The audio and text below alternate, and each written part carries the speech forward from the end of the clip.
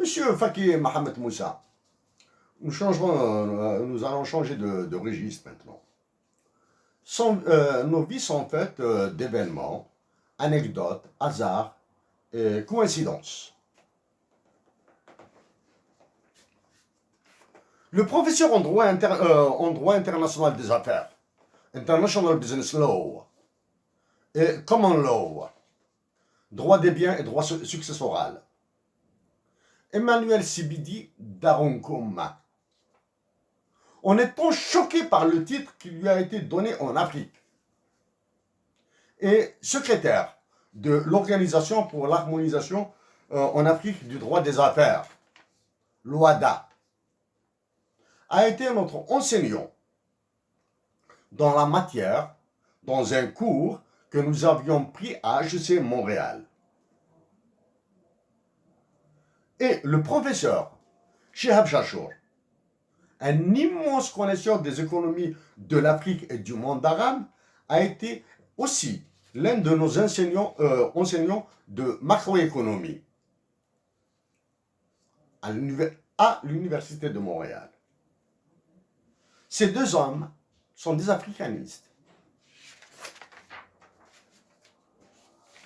Pour l'affection qu'ils avaient envers leurs élèves que nous étions, ils nous ont appris beaucoup dans les échanges extra-universitaires que nous avions eus. Si le professeur Emmanuel Sibidi Daronkoum nous a esquissé le niveau de la pratique du droit international en Afrique, le professeur Chachour, qui, après avoir mis un visage sur notre identité scolaire, nous a respectueusement et fermement imposé de travailler sur la Libye en plein conflit, sans données chiffrées, pertinentes, actualisées, et fournir une perspective sur son futur. En citant ces deux professeurs, il faut comprendre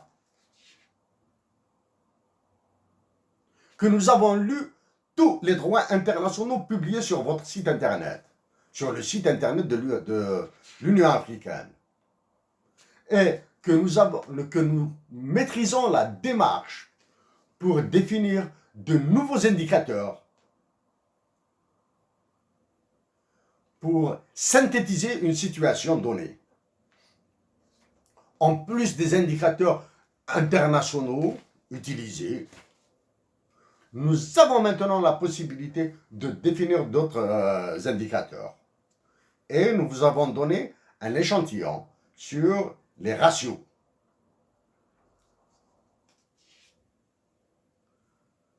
Pour cacher les problèmes réels et mener les Africains dans une dystopie, le discours politico-économique en Afrique est emballé dans divers vocables comme démographie malthusienne, bonne gouvernance, développement inclusif, objectif du millénaire modifié en objectif de développement durable, intégration de la femme dans la décision publique et production économique, et la liste est extensible.